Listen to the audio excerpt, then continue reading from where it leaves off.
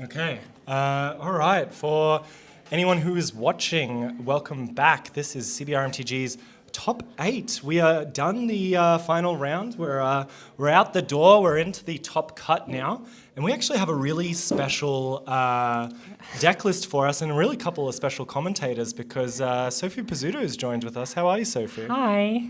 I'm really excited to comment this game because Nathan is on Prowess, and obviously that's a deck that I've played for a very long time before I jumped ship to Grixis. But by the looks of it, it might have been the better choice today. Yeah, it's and so Nathan's in the top 8, and Jacob's also in the top 8 with Oath Reanimator. So definitely a who's who of O'Connor meta.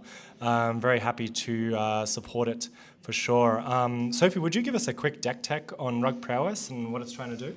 Well, I mean, I guess I haven't seen Nathan's list, but basically, you just wanna cast a threat and kind of hold down the fort and just chip away at them while you're doing it. You have cheap interaction, usually the 1 mana blue counter spells stuff like Spell Snare, Spell Pierce, etc. I think Nathan had a Spell Pierce in his opening hand as well. And you deploy a cheap threat and then just go at it.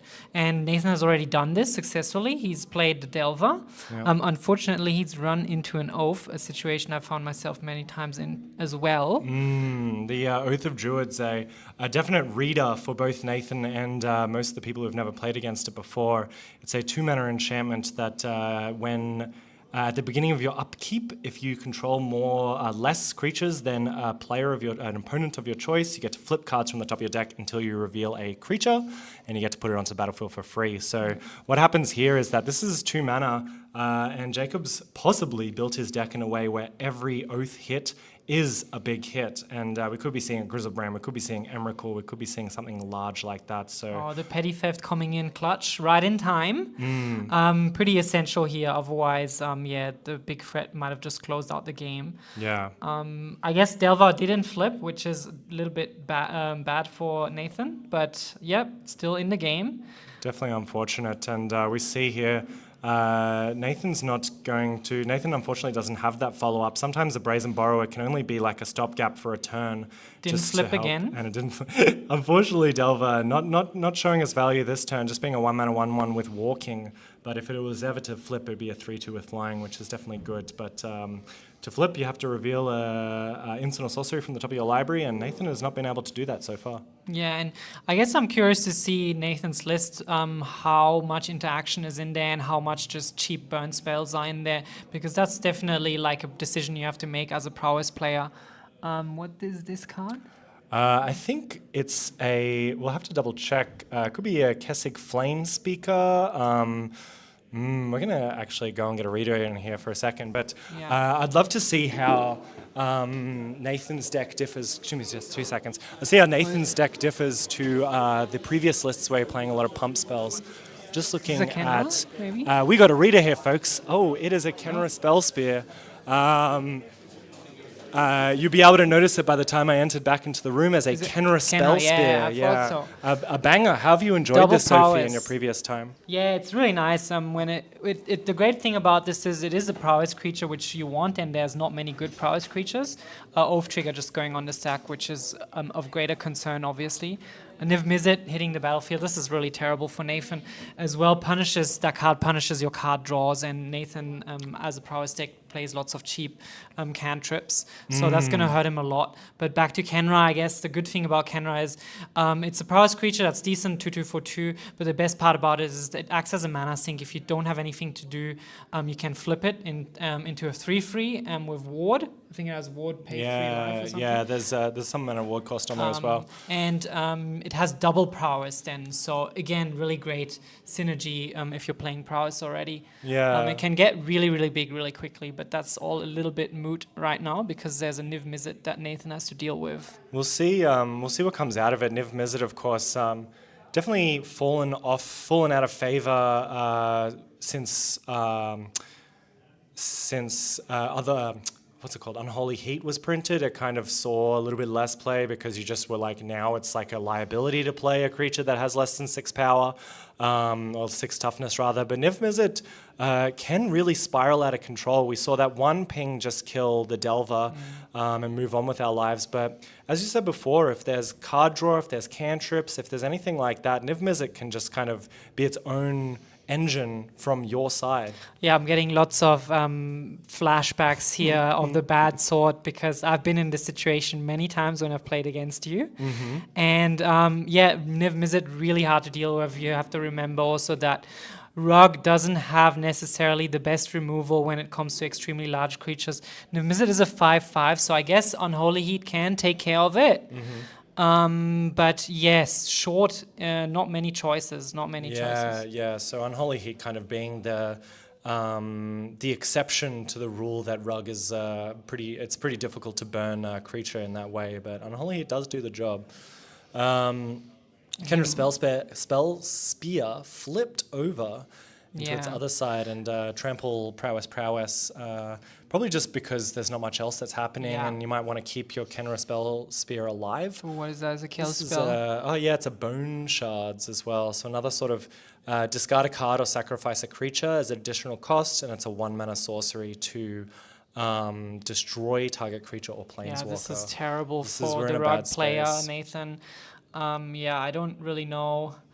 There's not many outs here. I guess he might have Delirium, so he can look for that Unholy Heat, but even then he'll get hurt a lot looking for it if he has any sort of cantrip. Yeah, big time. That draws cards. We saw one of the benefits of Niv Mizzet just then, and something that we mentioned before. Every time you cast an instant, or every time either player casts an instant or sorcery spell, you get to draw a card, and whenever you draw a card, it dings 1 damage. So what ends up happening is that if you don't find the removal spell for Niv Mizzet straight away, as you said, it can just like be drawing and pinging you for the rest of the game.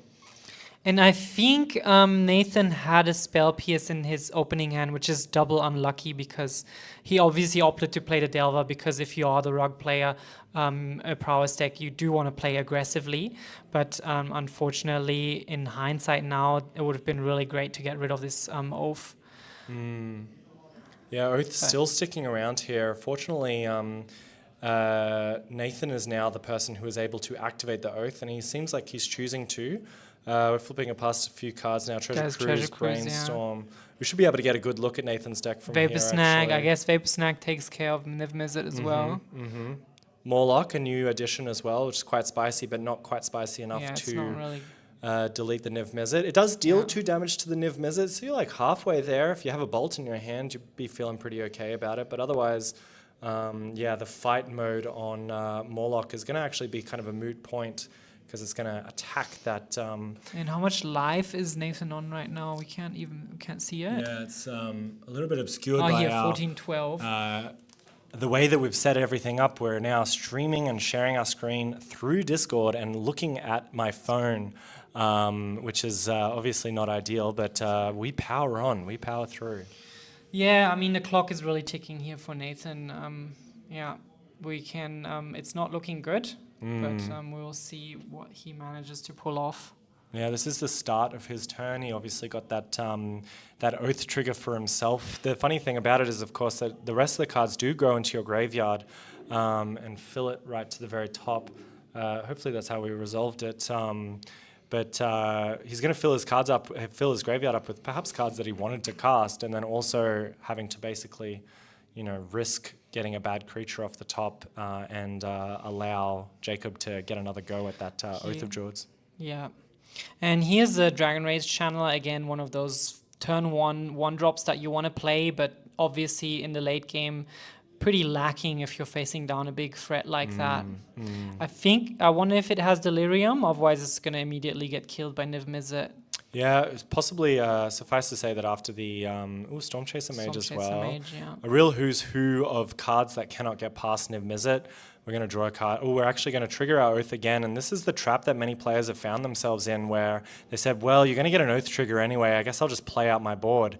But I guarantee you that whatever card that Jacob wants to flip off the top of this deck is going to be a painful one, because there's no Dragon's Rage Channeler, there's no Morlock in Jacob's deck. It's all hits, baby. It's all hits.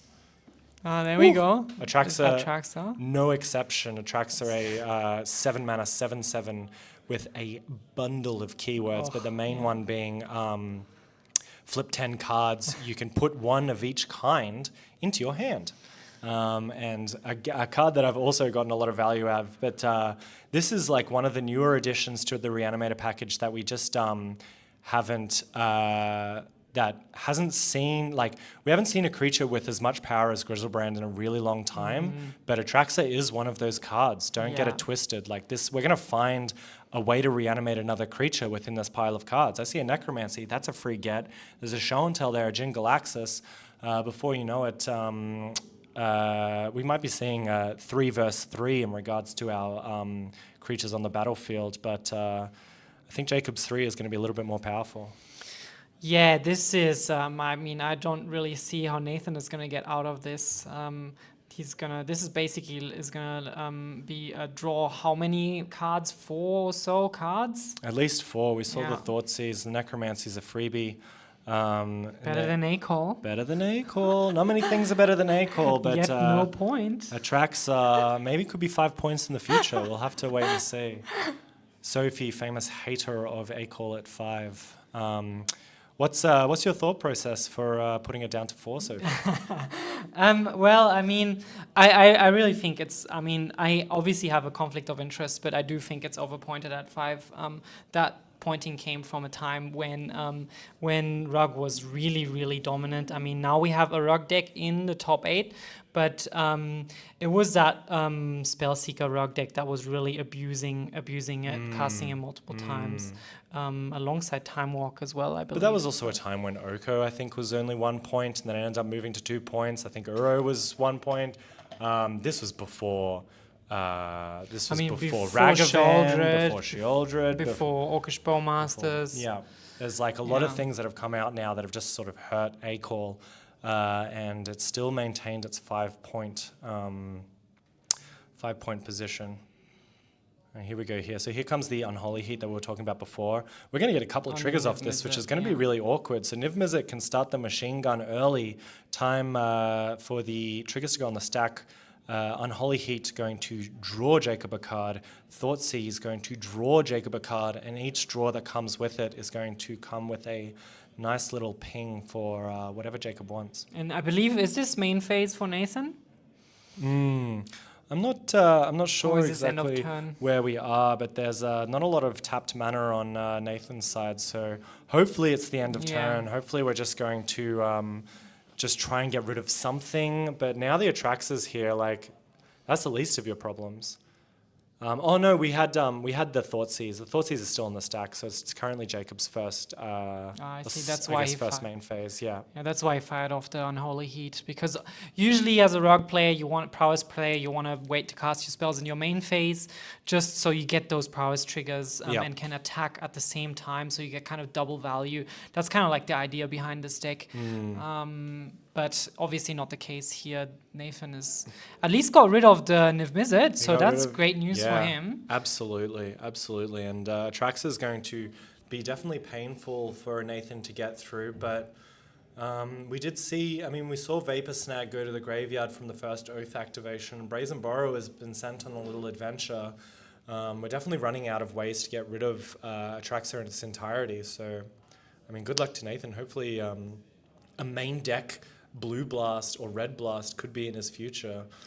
We were tossing up what cards could be played main deck, and looking at the room outside today, it seems that the real victors were blue-based decks and red-based decks, so perhaps a couple of blasts in the main board is the way to go from now on. It's nice to see Oath Reanimator being played a little bit more widely. I do remember there was a lot of times where there was only like 1 or 2 people in the room, including you. So I've seen a couple today, so not too bad. That's really interesting, because I'm like a sort of Reanimator aficionado, you could say, but I've been playing Reanimator for about 10 humble years. Brag. Yeah, humble brag. I've been playing Reanimator for a really long time.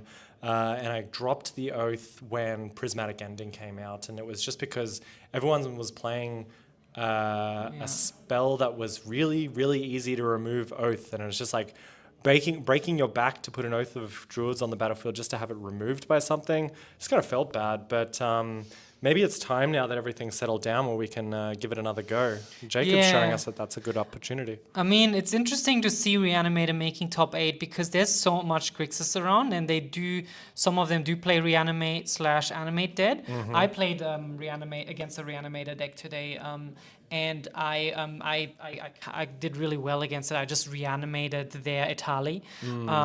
Actually, it was an Animate Dead that I cast on it, and it was, it basically just won me the game.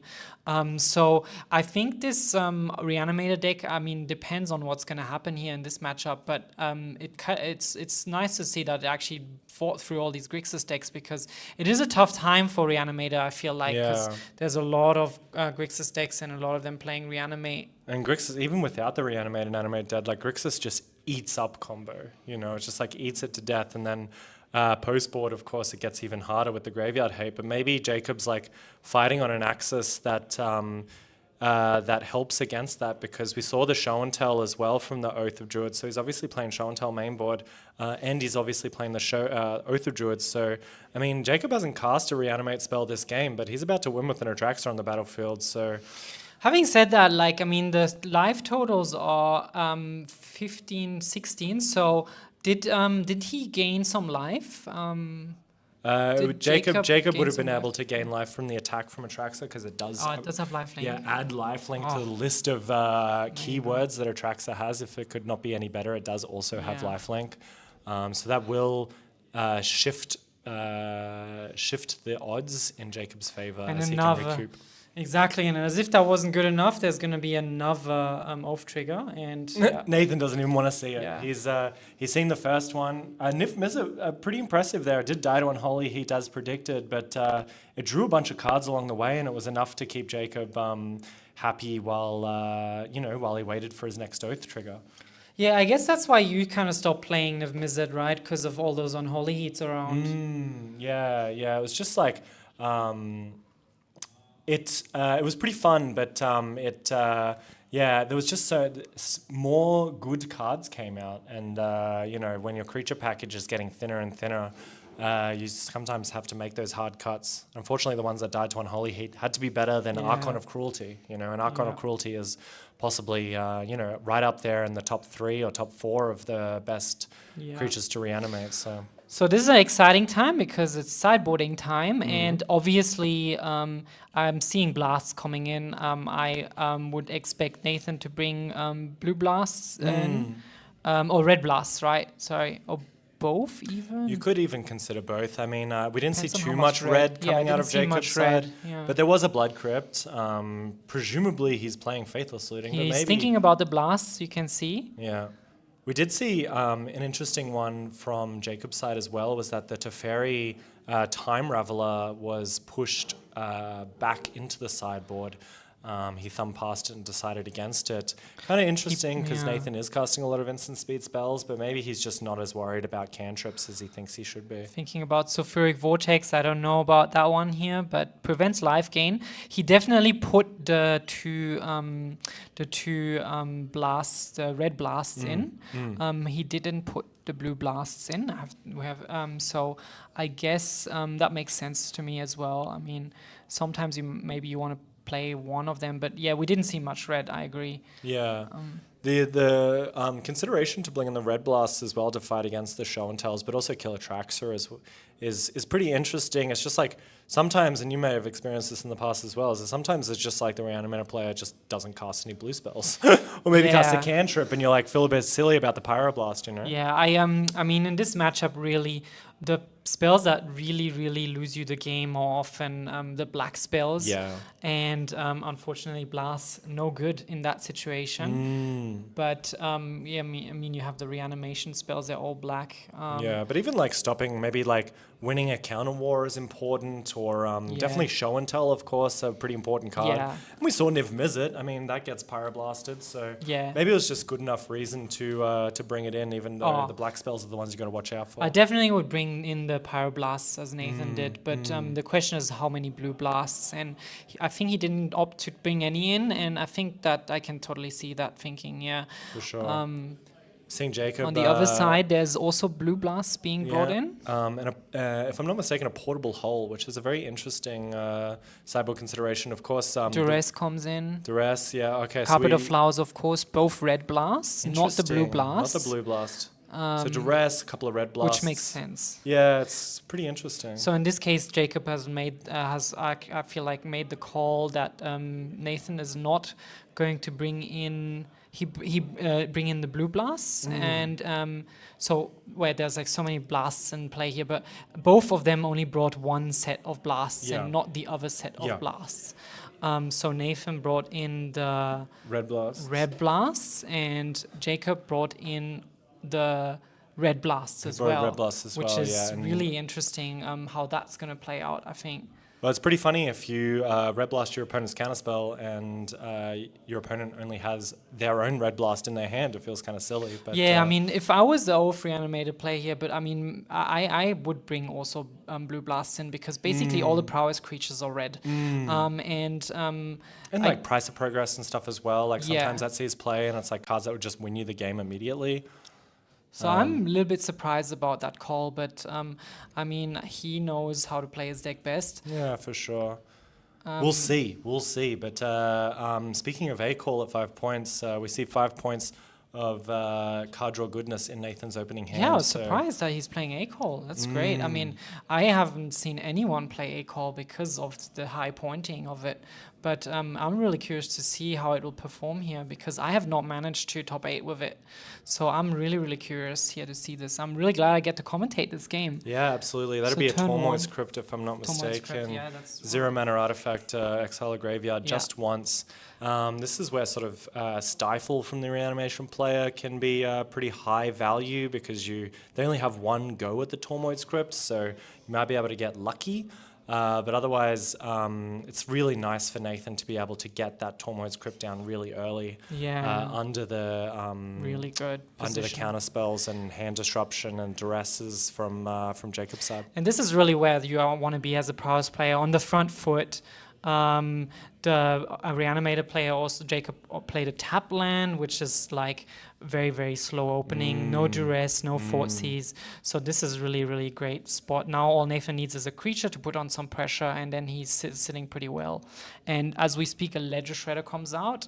Immediately gets the Connive trigger, which is obviously fantastic. Now Nathan just has to hope that there isn't going to be like a Reanimate happening. But I guess there's a Tormoise Crypt out, so Nathan is feeling pretty confident to tap out here. Yeah, for sure. And it's very scary. I mean, like anyone in their right mind would not say that tapping out on turn 2 is that big of a deal. But in these like fast combo matchups, like it could just be lights out. But thankfully, Tormoise Crypt, as you stated as well, is sort of giving a little layer of protection that I think is good enough for Nathan to start progressing his own game plan. And now if Nathan gets to untap, he basically is just going to try and carry this home with the Ledger Shredder and just like keep up cheap interaction. I mean, that's usually how you want to play as a prowess player. Yeah. So this is a really crucial turn for Jacob in many ways, I feel like. Let's see what happens. Absolutely. Here So goes the Bone Shards again. does get killed. Yeah, which is interesting Faithful Mending in the out of Jacob's side. This is a 2 mana instant speed Faithless Looting. Its flashback is the same cost of 3 mana, but in Azorius colors. So we're mending the looting that we did previously, but still quite faithlessly. Nathan still keeping up the pressure, confidently tapping out, knowing that he does have that Tormoise Crypt to protect himself from a reanimation spell by Jacob. So yep, there comes the Storm Chaser Mate. 1/3 with haste, pretty good. really great in an initiative 4th Erlingus Monarchy meta. I kind of Absolutely. miss playing it. I might just give the old rug another go after Yeah, this. well, you've seen the power of it, and you've seen that it has definitely the capability. I think one of the things of Rug that goes understated is the like punk out factor. You know, I'm not sure if Nathan is going as deep as he could be. What is this? I believe this is an animate dead, and I think we're going to target this Ledger Shredder. This is kind of interesting. This Yeah, it's cute. maybe Nathan wants to. I mean, Nathan's going to let it happen. A 0/3 Ledger Shredder has entered the battlefield, and maybe even see a second spell cast to get the full value out of the Ledger Shredder. But here comes a careful study. Yep. And we're Yeah, going I for it. mean, tough call whether to crack the Tomoe script here or not. I mean, Ledger Shredder does get really big. It blocks the Storm Chaser Mage quite nicely. I mean, it's going to be an X4 now, depending, I mean, likely, unless he gets rid of a land. But even an Yeah. X3 is like, you know, the Storm Chaser Mage, you have to cast 2 spells now to be on par to get it to toughness 3. So yeah, this is like, I mean, I don't know if I like this play. Maybe could have cracked the Tomoe script, but you do have to make that call because you can only crack it once. So Well, then your shield's down as well, and we Yeah. saw the Lotus Petal as well. So the Yeah. prospect of fast mana is there. and so there's a Sauron in the bin is ready already now as well. So I guess Nathan will be happy that he has that Tomoe script still. But now this Storm Chaser Mage is looking a little bit stale on the battlefield. Yeah, unfortunately, not being able to get through the Ledger Shredder, as you said, without being able to cast more spells. It is possible. Nathan does have spells in his deck, so he may be able to just go through, and we'll see. And the Monastery Swift Spear that just came down might push that idea into motion. Oh, here we go. Main phase A call. The best time to cast a call is pre-combat before attacks are declared. Well, again, like, I mean, yeah, that's you do want to play your spells during your turn as the prowess player. So I don't know if A call necessarily is like the best points allocation, but he is doing well with it. I guess the great advantage of A call is that you can play it end of their turn. But This is super interesting because we're not at kill Ledger Shredder range yet. And we'll see what Nathan's just elected to say okay and move on with his life. Maybe he's sandbagging a better spell, but it could be pretty tempting to just crack that Flooded Strand and just like play whatever card you have in your hand, whatever instant you have in your hand, so that we can kill the Ledger Shredder if it decides to block. Also, I guess worth noting is that he must have discarded a land because the Ledger Shredder is still at 0 toughness power. Yeah, interesting choice by him. It was a Blood Crypt. He may or may not have gotten the Sauron off the careful study that happened after the Ledger Shredder, but it's very likely that it could also just be like thinking that he wanted to preserve his graveyard until it was time to reanimate to try and save himself from that Tormoid's Crypt. So what is this? This looks like a token. Yeah, it looks like we have a beautiful token on this side, and it could be anything. Looks like a worm, maybe. We'll find out what that token is soon, I'm sure. Oh, you know what? If I'm not mistaken, oopsies. If I'm not mistaken, we have a Forbidden Orchard on the battlefield, and if that is the case, then that would be a colorless spirit. Yes, that makes sense. Which is not really a great place to be in. I mean, as a prowess player, I'm happy when people give me those little spirit tokens because you are pretty aggressive. Like I guess the tempo deck, you do want to put on pressure. You don't want to like sit around do nothing. Yeah. So that definitely helps your strategy. Sort of an Abundant Harvest, and we're seeing it on the screen as well. But it's the last spell that Nathan cast. I think you've been a little bit back and forth on Abundant Harvest. Where does it sit now in your lexicon? I think Abundant Harvest is great if you're playing a very low lands kind of aggressive build of the deck. That where you might actually go like 5 or 6 cards deep before you actually get your land. In that case, it's basically guaranteed a land drop and also a prowess trigger, which is really, really great. I think I don't like playing it in like more control type decks where it really doesn't do anything.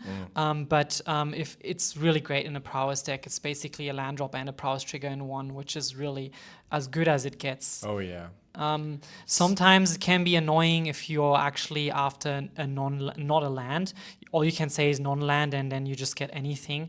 And sometimes, like that's why when I play a more control version of it, or more mid-range type of deck, it's not very good because I'm looking for a specific card, and all it's giving me is a non-land. So in that case, you do prefer the other type of cantrips. But for like a tempo fast kind of build like this is great. Yeah.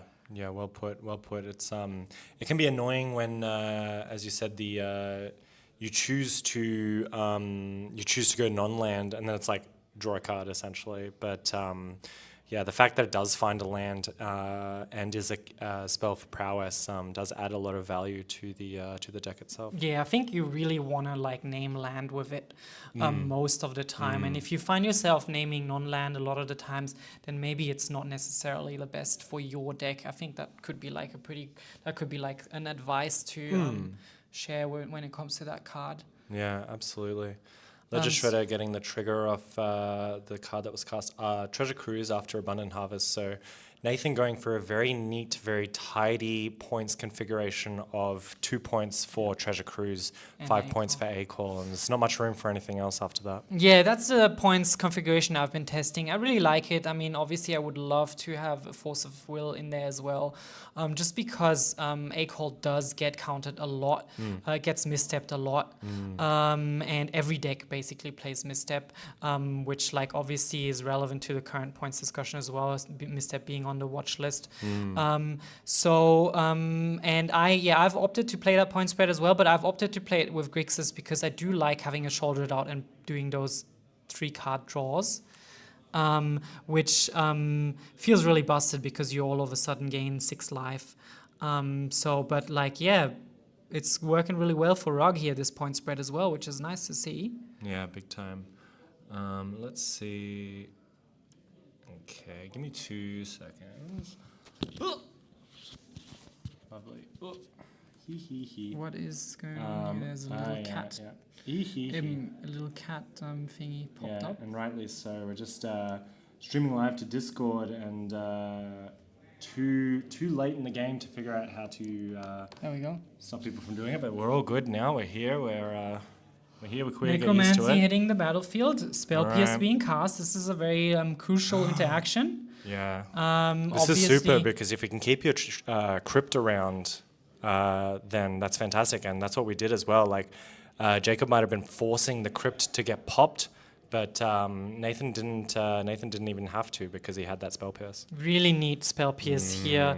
The 1 mana, just not enough to pay for it. And now Nathan is looking really strong. Got two spirits on the battlefield and 2 prowess creatures plus a crypt. I mean, this is a really, really good spot. I mean, he did just draw 6 cards, I guess, with the Treasure Cruise and the A-Call. Manamorphose, absolutely love that card in a prowess deck. It's just basically gives you a prowess trigger and replaces itself in terms of mana and card draw.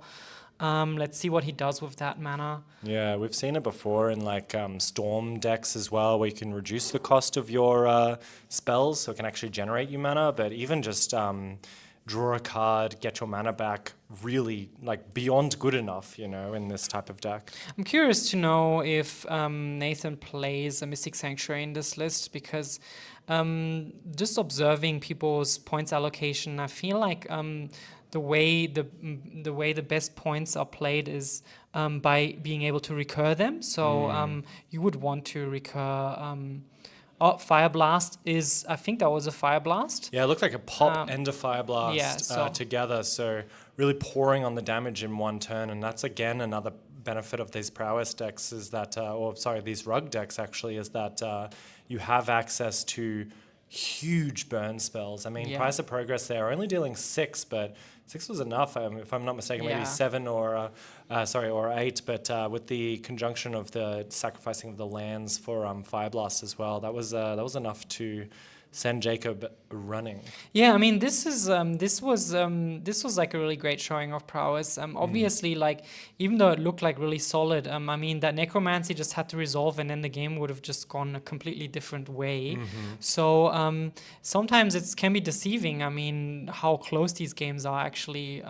Yeah, I mean, if that necromancy resolved, it would have been totally different. Or Yeah. even if it was like Reanimate or like an Animate Dead, so he would have been able to pay for the spell pierce. So that was actually like a very, very, very close call.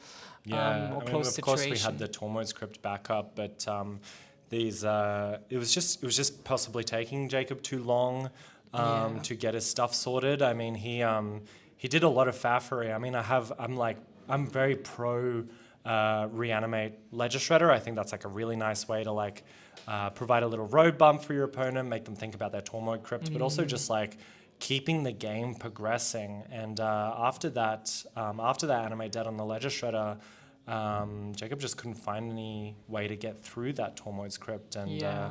0 mana artifact from the sideboard, making Oath fall apart a little bit. Yeah, I mean, I think Nathan's been playing this really, really well. I mean, I don't know if I would have played it as well. And yeah, really great call now that we have the wisdom of hindsight, not to crack that Tormod script, keep it open, and just let the Ledger Shredder, leave the Ledger Shredder, let the Ledger Shredder resolve. And, Yeah. just work around it. Obviously didn't turn the tide, wasn't enough the Ledger Shredder.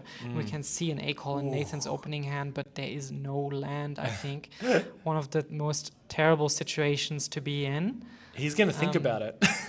What if I draw a land off He the is top? thinking about it, yeah. He may have 1 land or 2 lands, but we've seen hands kept like you keep nearly every hand that has an A-call in it, right? Yeah, all you need is 1 land. I Yeah. mean, as long as it's blue, of course. But yeah, definitely. But like, is there a land in there? I think we Yeah, see there one is on a the land. very There's a far right. breeding pool in there, so I would That's all you definitely need, snap this baby. off. I mean, yeah. No thinking involved for Nathan. I'm almost positive that Jacob saw his first opener and didn't like it, so shipped it back and is going to try for a 6. And does that look like a force as well? That might be a force of negation in Nathan's hand, possibly, which is like really the best situation because, as I mentioned, A-call does get countered a lot by misstep, and having that force of negation is really, really perfect. Huge. If you're an A-call player, you just play it, then you can just like obviously protect your A-call straight away turn 1 when you cast it in their turn. Yeah, absolutely. And so Nathan's pretty happy with this. This is, I think I see a Pyroblast in there as well, or Yeah, that is a force of will. Force of Will. I think, yeah, that is that art, alternate art Interesting. one, I think. Give me 2 seconds. I'm just going to double check that. Yeah, the resolution, apologies, the resolution is Of not course, we're a little bit as obstructed good by the here glare. in the back room. But looks really nice from But this Angus side. is going to find out in a second. I'm just going to do a little walk past here. And then I'm going to just yeah, quickly... you do want to, I mean, now with the Mystic Sanctuary depointing, you do want to try and get as much value out of your out of your A-call as possible. I'll be back in 2 seconds. Oh, okay. I have to call a judge. Oh, okay. Yeah, so Angus is gone, so I guess you're left with me here. I will try and do my best. Luckily, I should be familiar with most of the cards, but Jacob is obviously keeping this. I'm mulliganing 1 card. This is obviously like a great start, a great spot to be in for Nathan. With a 5-point card in his opening hand. But now is the question whether he's going to get Thoughtseize, Duressed, or Inquisitioned, which places that A-call in a vulnerable position. But I do believe it was a Force of Will or Force of Negation. It was a Force of Will, yeah. Force of So Will. we're just going to have a little judge run over this list because Force of Will is, of course, 1 point. Treasure Cruise is 2 points, and A-call's 5 points. Yeah, so absolutely. we're hoping that this is not an 8-point list, and perhaps I didn't read correctly. But Is it a Force of Will? It was a 5-mana instant that was blue. We're going to get a full look here with this Oh my God, duress, yeah. but we could be getting a judge. I mean, maybe just double that's check why he's that been deck doing list. so well with bloody A-call. Because I would This be is a also great doing much argument better for- with an extra point. This is a great argument for A-call to 4 points. Yeah, I'm almost positive that that's a force of will. So yeah, very unfortunate. We we might be having a judge call come over really soon. I did have to notify the judges. Yeah, Otherwise, the definitely. comments. Could you imagine the YouTube comments of that? Well, I And was, we are sorry, go taking on. that. We are taking that force of will from Nathan's hand, duress style, and we'll just get a little deck check Yeah, and what maybe is going on? go over there. But yeah, we'll see, and we'll continue on the games as if Oath nothing. But turn to, this is rough Ooh. for Nathan. Took the force away, left the A-call in hand. Really, really rough. and then here comes the oath, and that's like that would have really. I mean, he just had the 1-2 punch there, duress into oath. This is like exactly where you want to be on the play. Yeah, also it was not a breeding pool, it was a stomping ground, so Nathan Oh, doesn't even no. have blue in his hand. That was a really greedy keep. Is this I the know fall that from feeling. grace? We had This the is- blue this card, we is- had the force of will, we had the A call. No blue land, and Nathan's Yeah. keeping a hand that is 2 blue, 1 green, but Yeah. sorry, two red, 1 green, but no blue. Now just desperately looking for the land, the right land, the island. Obviously, the good thing is that there's no spirit on the battlefield or nothing, nothing that triggers oath. So Nathan still has a little bit of time to deal with it, but Rug doesn't necessarily have much ways to dealing with an enchantment. So that is going to be a problem. This is an Arid Mesa, so at Okay. least this will get him his A-call. Incredibly greedy, but Incredibly. we were thinking about it before. Like, how bad does a hand have to be for you to keep an A-call hand? And Nathan answered the question for us, which was it can have no red in it, but no Outrageous. blue, but I'll still go. I mean, I definitely wouldn't have kept this hand. I mean, I said keep it, yeah, but you need to have an island. Yeah. But yeah, This was I when we mean, thought there was a breeding pool in Nathan's hand, and stomping ground not going to cut it. unreal that it actually also paid off for Nathan. I mean, obviously he's still staring down an oath, so that is still going to be a problem. But yeah, it's still worked out so far for Nathan. Yeah, he's not in trouble yet. I mean, the Oath of Druids, we're going to play this classic game that you don't play in any other format, the sub-game of dancing around Oath. And this is like, do I play a creature? Do I not play a creature? I've seen opponents kill their own creatures because they just didn't want that Oath to trigger. And it is going to be a really difficult game for Nathan. Yeah. Especially if he gets a deck building error, but we'll see. So I think he really has his out right now is to try and get a Brazen Borrow and Petty Theft the Oath end of turn, and then just try and keep up counter spells, counter magic, to get rid of this Oath for good. Yeah. I don't think there's many other ways to deal with enchantments on the battlefield as a rug player. Nothing that pops in my Well, I mind. mean, green obviously puts you into naturalize effects. There are a few available to you in green. But you wouldn't be playing too many. Yeah, not very common that you do play that, but yeah, you could play some sort of naturalize effect. I didn't see any in his when he was going through his sideboard. But yeah, it's definitely a problem that I've found with Rug as well. Just a subpar removal. Yeah, absolutely.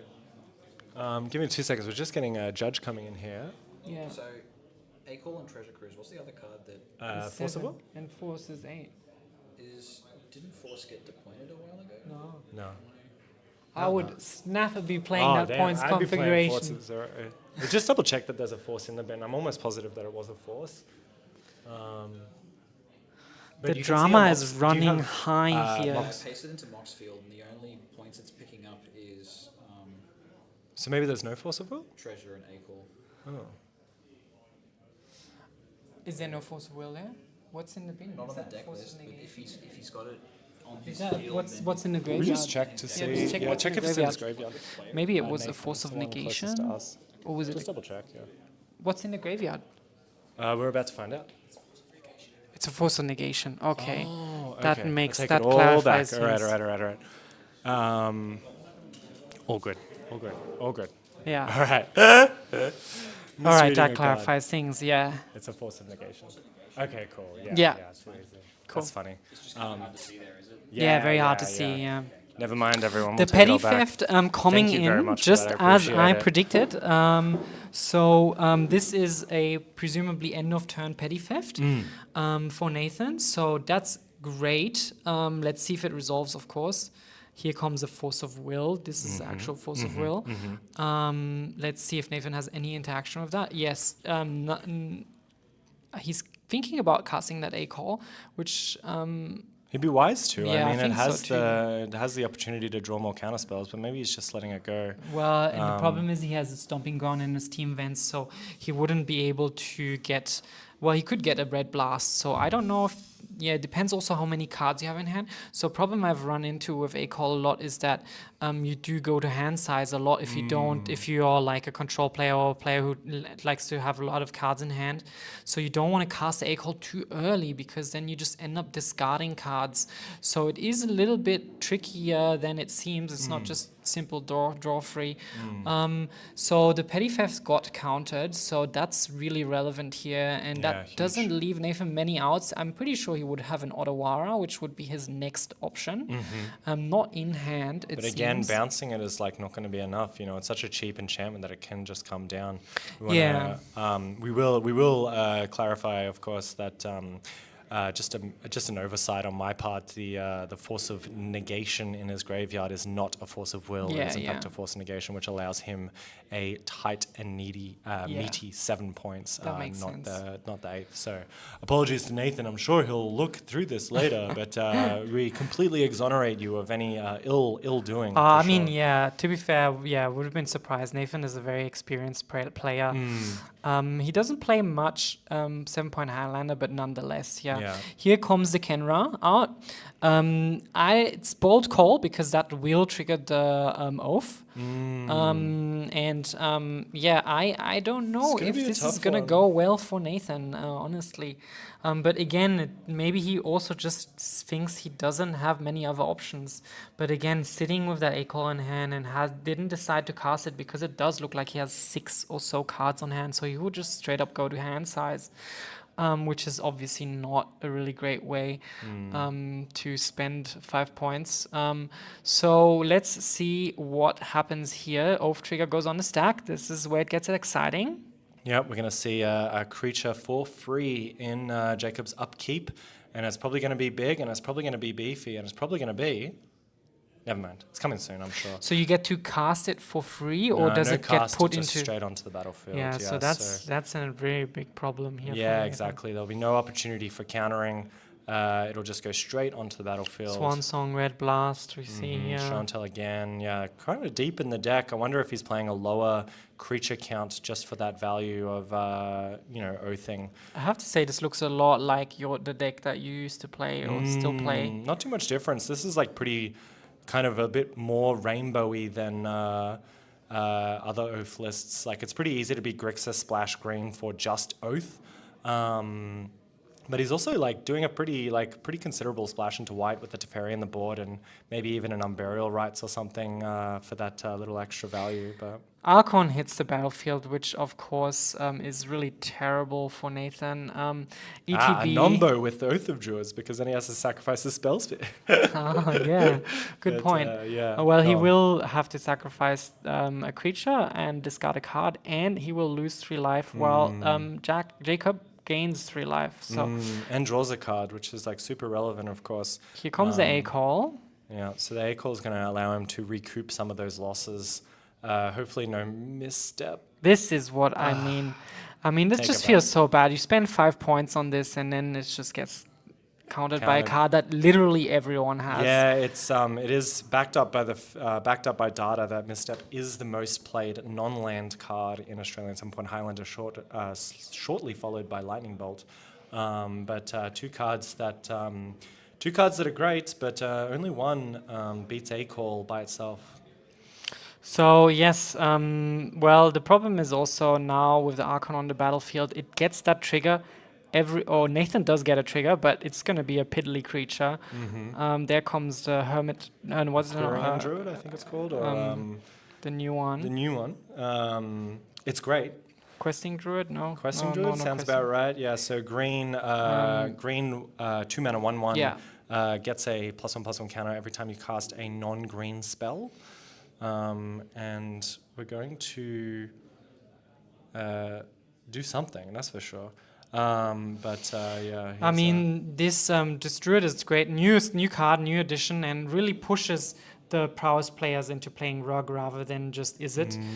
Because that instant, it's an adventure card, which is already like a very powerful mechanic for Highlander. It just gives you so much gas because you basically have 2 spells in 1 card. And it's like a bit of a light up the stage into a creature that just keeps on growing with basically every spell that you play. So it's like a prowess, but it's like a permanent prowess because it adds these counters on and they stay on. So really, really great addition, and definitely wants you to play Rug instead of Izzet when you're a prowess player. Big time. See, card is Tomoid Crypt again. Tomoid Crypt coming out again. A little bit late, a little bit looking silly into this Oath of Druids, but it's worth casting nonetheless. I mean, you'd hate to choose not to cast it because you feel like it won't do enough and then get dunked by a reanimation spell, you know. And of course, the busted trigger. Ooh, this is relevant. Super relevant. Vapor Snag, very, very great play here. But of course, we need to remember that the off trigger will go. There will be another off trigger. I wonder whether you would want to maybe after the oath trigger Vapor Snag it so they don't get an oath trigger straight away next turn. Yeah, you can still do it in their upkeep. Yeah. You can still do it in their draw step, so you can still protect yourself. But Nathan is opting to do it, and he may have done it. Maybe players are just being a bit quick with their timing, but he may have done it in Jacob's upkeep. But we'll see. But it would be unfortunate to bounce the Archon just to get another Oath trigger later. Yeah.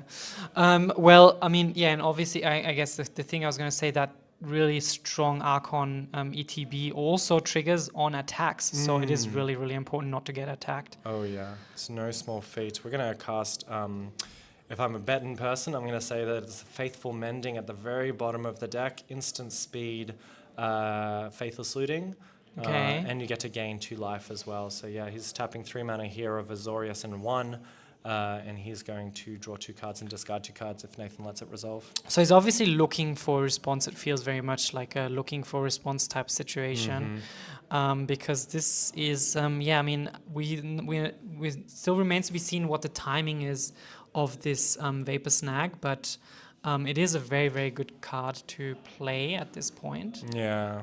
We only saw maybe 1 unknown card, and then Grizzlebrand, and then the 2 freshies that we're getting from this Faithful Mending. So hopefully Faith will be with Jacob. Pierce gets discarded. Interesting. Unfortunate that obviously he doesn't have the mana to pay to cast the spell Pierce. This has become very awkward as well now because and would he only be able to didn't get get the Force trigger. of Will, I guess, as well. But if So- he had waited, I guess he couldn't have waited, but because he'd had to tap out for that Faithful Mending in response, he wasn't able to even use the spell Pierce. And now he's in this awkward situation additionally where Archon is sitting in his hand, and he could have discarded it with the Faithful Mending, but he's, because he was looking for that answer, he's not going to be able to do it. So this was really, really interesting interaction. Obviously, Nathan timed the Vapor Snag at the correct time. In the upkeep. Yeah, so he didn't get another Oath trigger. Jacob didn't get another Oath trigger. Still, the Oath is on the battlefield and is going to remain a problem. There is this Druid on the battlefield for Nathan, but it's just only a 2/2 right now, or Yeah, from the Vapor Snag, looks I like a believe would be 2/2. the only... And Jacob is still on 18 life, so Nathan really has to speed He's things got to get a up wriggle here on. because It could be kind of like it does feel like at Yeah, least you got a so- little bit of a time walk because of that, that timing was really important. He did it in the upkeep and forced Jacob to play in his upkeep as well. And then he's tapped out. So he's like, doesn't really have anything left going. So he's just going all out here, which is really the only option. I mean, you just have to try and play as quickly as possible here and try and kill him. There comes a pop by the look of This is it. going to hurt This is Nathan as pretty well, good. but not as much as it's going to hurt Jacob for sure. So how much? 2 for 6 damage for Jacob and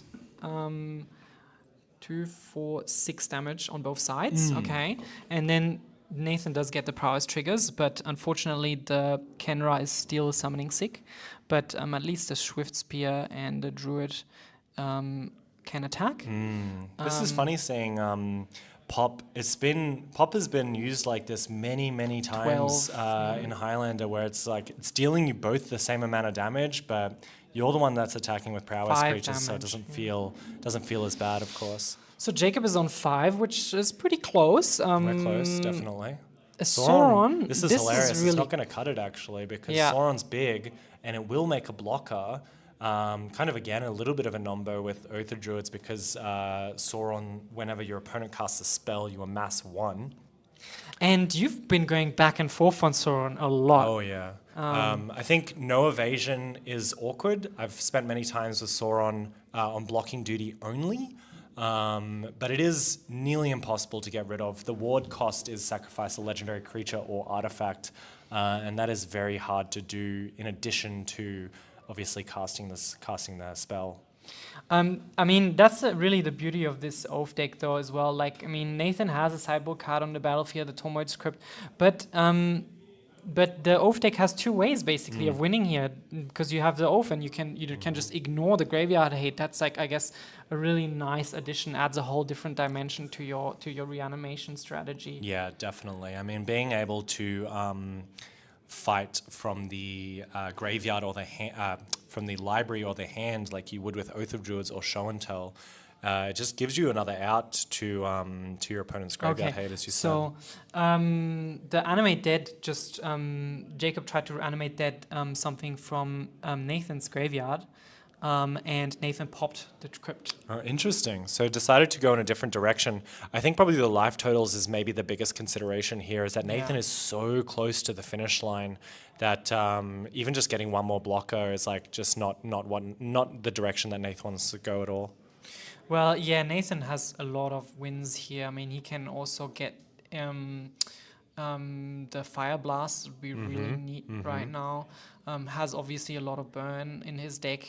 So I think he will probably try and just fight through this, even though he might lose some creatures along the way. Yeah, he's definitely doing the maths in his head. So if 6 plays 5, so if Nathan casts any spell, Sauron will make a blocker. So Nathan's probably just doing the maths of like, can I deal lethal damage with 1 creature, because the other 2 are going to get blocked. Yeah, this is really, really exciting. What's the power of Sauron? He's a 7/6, so you might actually bad. Can get him on the crackback as well. Yeah, it's it only has walking, which is like a big part. There's no evasion, no trample or anything like that. Sauron's just not even menace. He's not even that scary. It's just can be blocked any which way. But we'll see what he decides to do. Jordan, I'm gonna kick you out. Prepare yourself emotionally. I guess I can't. Hee hee. So. All right, and then we are going to continue on here. Oath trigger happens? No. No. What happened here? So we're amassing 1 now, so spell has because gone to Nathan stack. played Ledger Shredder. Yeah, so Ledger Shredder is the only creature. Interesting. So he is going to try and just go for the push, but he's going to try and do it over 2 turns by the looks of it. So Ledger Shredder is going to stay back on blocking duty, block this Sauron, which is kind of risky. If Jacob has any removal, he's just dead. But it could have been interesting if you had a cheaper creature, you might be inclined to actually just flip the Spell Spear, because the Spell Spear with Trample Prowess, if you had more mana, would be able to even get through the Sauron, perhaps. Yeah, but I agree with Nathan's call here. I mean, I think if you're like the prowess player in this situation, you just can't dawdle here, because there's an Oath on the battlefield. There's going to be more Oath triggers. You just have to push through. You have so much burn in your deck as well. You just have to really get it past the finish line. Nathan is just playing like an aggro deck at this point, just throwing everything out at his opponent. Yeah. Makes sense. So Sauron blocked Canberra, which you flagged as a potential threat, so that makes sense. And the Orc army blocked the questing druid, I believe. Yeah, just to conserve a bit of life total, I think just throwing that Orc army under the bus. It will come back if Nathan ever casts another spell, which he has been known to do. But the Ledger Shredder did not trigger Prowess for Nathan. And yeah, I think he's just going to try and go for that kill next turn. Yeah, I mean, I must say, like, I really, really like Vapor Snag. Just thinking of that interaction early on. It's making you reminisce. Just so good. I mean, the life loss is also super relevant because most decks you play it are going to be aggressive decks. I really love that effect. It's just such a good card. I've often dreamt about a second Vapor Snag. Yeah. There are options out there, but yeah, it's such a great card. I mean, this Vapor Snag really kept Nathan in the game, really, in many ways. Yeah, definitely, and we see the sort of we see the value of it over. It's like it's an unsummon, but that like 1 damage is also really relevant. And instant speed. And instant speed. So of course. we have another oath trigger here. And what is the that? creature of What would you choice we say? are going with is Terastodon. So Old Terastodon, school. Old school, really old school. A lot better with Oath because depending on which direction you can go, you can turn your opponent's lands into elephants so that you can get another trigger next turn. You can also turn your lands and or Oath into an elephant so that you can turn off the Oath of Druids for your opponent. So if you were just like, well, Terastodon and ETB can destroy non-creature permanents and turn them into elephants. And looks like Jacob's going to go with the latter. He's going to go elephant, elephant, elephant. The oath. Getting rid of his own oath. Well, I think he's just given up on it now because we are going to create 3 3/3s, which is not a small amount of power. Terastodon is also a 9/9, and we still have the Sauron. So maybe Jacob's just like, hey, it doesn't get any better than this. Let's turn this oath off and just keep ourselves around long enough to do something. What a game. So Sauron attacks is blocked by Ledger Shredder. Obviously Nathan has to block. And yes, I mean, this is looking tough for Nathan, I would say. Yeah, for sure. He's really close to just a big burn spell. We don't know. Fire Blast. He's cast Pop already, right? Yeah, I believe he has, and that was 6 damage each. So Fire Blast. might have been worth the sandbag, but now we actually see that the Oath player is just down to 1 land. So maybe he cast it at the most opportune time, regardless. All right. Nathan casting a big spell here, so this is going to be exciting. Big Morlock. A big Morlock. That's exciting. Interesting. So here comes the. It's going to be a 4/4, I believe. Yeah, it will be. It comes into play with 2 +1/+1 counters. Of course, there's 2 power itself as it begins.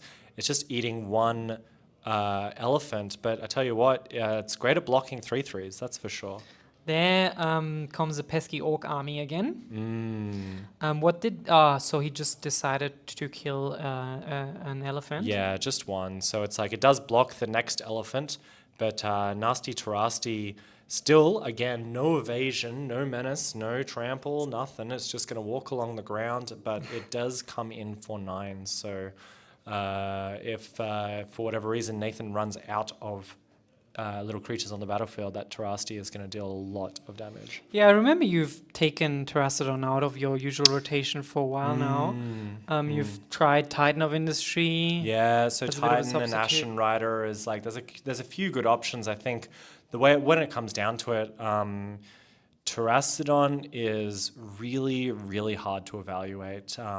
Quite often I've blown up too much of my own stuff and wasn't able to get back into it. A couple of times I've blown up my opponent's stuff and then they beat me to death with elephants. So it can be a liability, and I think there's just like other options out there. I think in the Oath version it is good to play the Terasti so you can get value out of killing your Oath of Druids, but yeah, it's interesting to see Jacob enjoying it. At least right now. This was like a tough combat. Nathan chomp blocked with the Swifty, and the Druid blocked as well. Actually, the Druid was able traded to with trade. Sauron, which is quite good. And here comes a Lelia. Yeah, that's a great one. I don't think we can do anything about it, which is kind of sad. We're not attacking into these 3/3s. Yeah. It might have been maybe next turn we will attack with the Lelia, but again, we're at such a low life total, it could just be blocking duty. So how come Sauron died? Because it's a 7. Ooh. It's a 7/6. Here comes the attack. And then I believe That's it. That's it. All right, and they shake their hands. They do the Yeah. extended shake for for our wonderful viewers at home. So, well, I'm very excited What to a game. say Yeah. that Jacob is going to progress to the next round of the top 8 with Oath Druid. He's going to get a little deck check by the look of it. I think both players are going to get a deck check. But yeah, very, very interesting games and really tight. And that was Tarasti's game a little bit, I think. Yeah, I mean, maybe you have to reevaluate. Maybe. Well, it's definitely good to see Nathan. And I think that Nathan was honestly a hair away from getting that one. I think there was just a couple of times you saw the battlefield look like that he was able to maybe punch through, but he just couldn't make it in time, unfortunately. And this is where the top 8 ends for Nathan. I mean, you've seen this. He was able to deal with the graveyard pretty well, but he did have in 2 games problems with the We're looking at a possible sleeve for the Reanimator. possible marked sleeve. Interesting. All right. Drama abound in this matchup. Yeah. First we had the accidental decklist check call, and now we're going to get a mark sleeve, potential mark sleeve interaction from the judges. The drama never stops flowing in the top 8, and we hope at least one of these players continue on to the top 8, but we'll see how we go. But this is what I was gonna say. I mean, the games that Nathan lost. I take it all back. This just in from the text messages of my pals. What's happening? The Tarasti wasn't enough. Nathan was actually able to win that game. So I'm not sure exactly how that worked, but we can see the game change what? here. Nathan won that one, and he's going to go into the next round. Nathan won. Where were we at? So we had So you would have had him on the crackback then, I guess. I guess I can only presume so, but we had a bunch of 3-3s. Anyway, the chat seems to know better than we do, so thank you, chat, for coming in there. We're currently a little bit blind to the world around us. But yes, thank you to wonderful texters making sure that the record is known. So Nathan is going to make it to the next round. Oh, damn. We will continue on from there. That's great. Nathan. Yeah, hopefully we see a rug top call. So we're going to go and check in with the players now. We'll go on our Be Right Back screen, and we'll see you soon. What happened? No cards in library, and he only hit for 4 damage. Oh, he There only we hit for go. 4, so Nathan went to 2 Yeah, and then got him on the crackback. No, there was no need for a crackback because Jacob had 0 cards left in library. Oh, he got milled out. We missed that. So that is a thing that happens with Oath sometimes, is that, whoopsies, I've run out of cards in my library. So great pickup there. What a way to die. That is a huge way to die, and right on the very tippity tip of the edge. But yeah, Nathan goes down to 2 from that 4-point life swing, and then Unreal. that's it. So yeah, really came down to the wire. And we were talking about, but we're talking. Oh, Top 4 decided to split. okay. Top 4 decided to split. Wonderful news. So we just got news from our coverage booth. Thank you so much, Jaden. Top 4 have decided to split. We're going to go and probably hear the announcement, but I guess that's it for us. So we'll go. That was fun. Yeah, that Thanks was a lot for of fun. having me on. Oh my goodness! Thank you so much for I joining never us. commentate, so. Ooh, you have the style for it, the knowledge and the experience. Did you win that? I thought you I lost. can't believe it. We were like, didn't realize there's no cards in library. Thank you all for coming today. The event is over. We're just about to hear it. The event is over. We're here with Nathan right now on the URg Prowess. We accidentally called a judge on you because we thought we saw a force of will. It was in fact a force of negation. So congratulations for playing your 7-point list. Yeah, it was just me, my wishful thinking that I could play A-Call, Treasure Cruise, and Force. How good would that be? What cards do you think stood out for you the most in this competition for you? Yeah, absolutely. I think Recall just absolutely pulled its weight. Fantastic card. I think Laylia as well was an absolute standout of the deck. Yeah, just beat face really well on the card. Interesting. Yeah, fantastic. Did you come across many mental missteps along your time? We did see the mental misstep take one of the A-calls, but it wasn't enough. No, yeah. So that was the only one I saw today, and I have to tell you, it hurts. Yeah. Oh, yeah. Well, you're lucky to only see one. We were mentioning before, one of the most played cards in Highlander. So I was wondering if you Very play nice. Mystic Sanctuary. No, I don't. I can't usually get the 3 islands to make it work. which is pretty sad because we've seen a lot of A-calls be cast and recast thanks to Mystic Sanctuary, but you are opting for sort of a lower the ground strategy and not being able to get that 4th island, the 3rd island. Yeah. Cool. What do you have to deal with enchantments in your deck? Not a lot. I kind of pretend that they don't exist. Just go That's under fair. them and yeah. Yeah, that's fair. I have a lot of artifact hate for the enchantments. I'm like, Yeah. I'll figure it out when I get there. Absolutely. There you go. No, I think we'll wrap it up. Thank you so much, Nathan, for the impromptu interview. Looking forward to having our videos posted up soon. But yeah, congratulations on your top 4 win. Here you're going to be splitting the prizes with everyone at 5 o'clock at the end of the day. It's going to be well worth it. So enjoy the rest of your day. And thanks for seeing. I'm glad we saw you here today. I'm glad that you made it. Yeah, thank you so much, and thank you for hosting the event. It was, Pleasure. Well All right. done. Thanks, everyone. Yeah, appreciate it.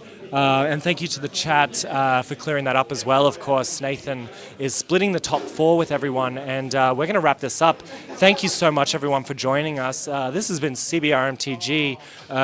Angus Mackay here, and joined by Sophie Pizzuto in the booth. We'll see you next time. Yeah, thanks for having me on. Pleasure.